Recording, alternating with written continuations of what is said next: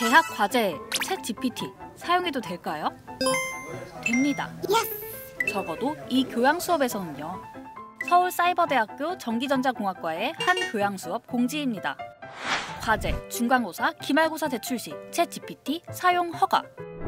사유라는 것은 과정보다 결과물이 중요한 것이다. 유용한 툴을 활용해 본인의 사고 한계를 넘는 것도 수업의 한 부분이다. 챗 GPT를 교양 수업 과제, 시험에 적극 활용하라는 교수님. 이 교수님께 대학생이 과제에 활용할 수 있는 챗 GPT 간단 사용법에 대해 배워봤습니다. 개인 비서 프로그램이라고 생각하시면 될 것 같아요. 제가 해야 될 일이 있다면 그거를 원활하게 도와주고 빠른 시간 안에 전해줄 수 있는 온라인 비서. 그래서 챗GPT를 어떻게 활용하냐? 예를 들어서 레포트가 있다. 제일 처음에 사람이 먼저 적어요. 하단 부분에는 챗GPT가 인공지능이 적은 거를 적습니다. 그리고 제가 적었던 거랑 이제 하단이 적었던 걸 비교를 해보는 거죠. 만약에 제가 구글에서 10시간 동안 찾아서 써머리했던 데이터가 챗GPT가 1분 만에 대답한 데이터랑 거의 흡사하다면 깊은 분노와 화가 나겠죠. 부정적인 감정을 자기 이제 커리어에 도움되게 변환을 시키는 거죠. 더 빠른 속도로 찾아내고 더 퀄리티 있는 정보를 찾아낼 수 있도록. 교수님은 챗GPT의 좋은 답을 얻기 위해서는 질문을 잘해야 한다고 강조하는데요.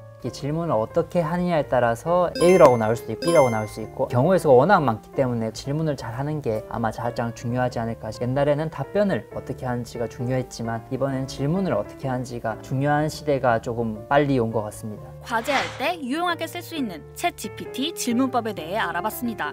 첫 번째, 육하 원칙을 이용해 구체적으로 질문하기. 초등학교 때 잘 아시겠지만 되게 육하 원칙에 대해서 많이 배웠잖아요. 그거를 챗GPT 그대로 적용을 하시면 될 것 같습니다. 이 답변은 누구에게 필요한지, 언제 기준 데이터가 필요한지, 어디에 필요한 답변인지, 무엇을 알고자 하는지, 어떤 방식으로 답변을 낼 것인지, 이 답변이 왜 필요한지, 이걸 기억하면서 챗GPT에 질문하면 더 나은 답을 얻을 수 있다는 거죠. 예시를 한번 볼까요? 무턱대고 노트북 추천을 받아봤습니다. 일반적인 사용자를 위한 노트북, 게임 및 그래픽 디자인을 위한 노트북, 예산에 맞는 노트북, 이렇게 범위가 넓은 답변이 나옵니다.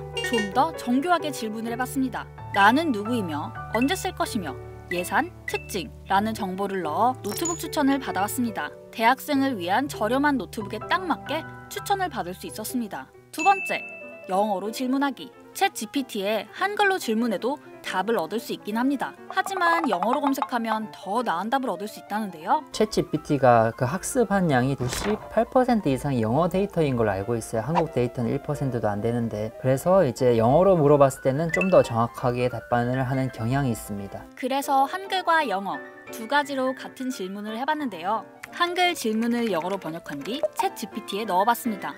보시면 아시겠지만 한글보다 훨씬 빠르다는 걸 느낄 수 있을 겁니다. 이 답변을 다시 번역해 한글로 출력하면 됩니다. 그렇다면 한글로 질문할 땐 어떨까요? 한글 질문에 대한 답변은 딱 5줄만 나옵니다. 영어로 하는 질문이 더 풍성한 답변을 준다는 걸 알 수 있었죠. 세 번째, 요약 기능을 적극 활용하기. 한정된 시간으로 상당히 많은 이제 학습을 해야 되는 경우가 많거든요. 공부량이 엄청난데 만약에 요약 기능을 활용하지 않는다면 그걸 아티클 전부 다 읽어야 되거든요. 챗 GPT의 요약 기능을 사용하면 이제 세 줄 요약이 가능하니까 빨리 이제 핵심을 알 수가 있게 되는 거죠. 기사를 복사해 요약해달라고 해봤습니다.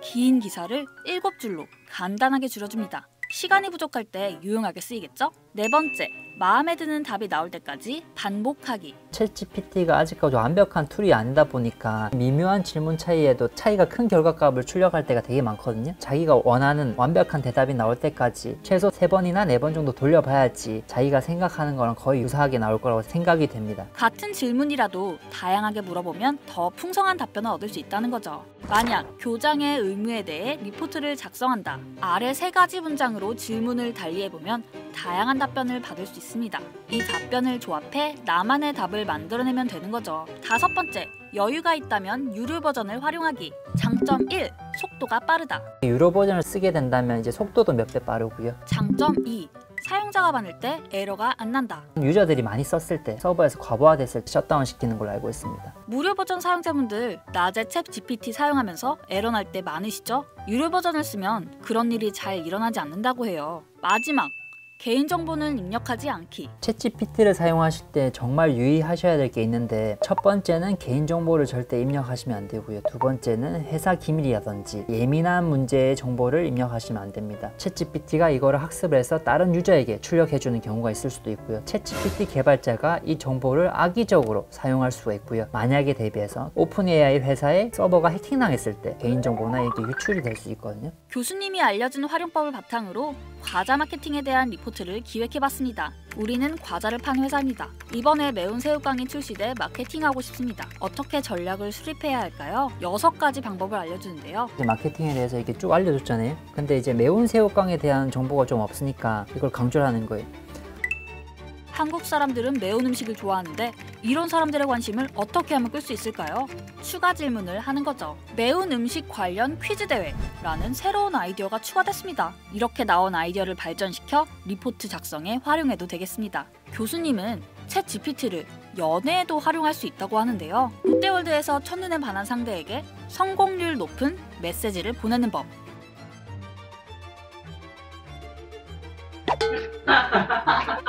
괜찮은 답변인가요? 너무 올드하게 나왔잖아요. 그래서 이렇게 조건을 또 걸어주길.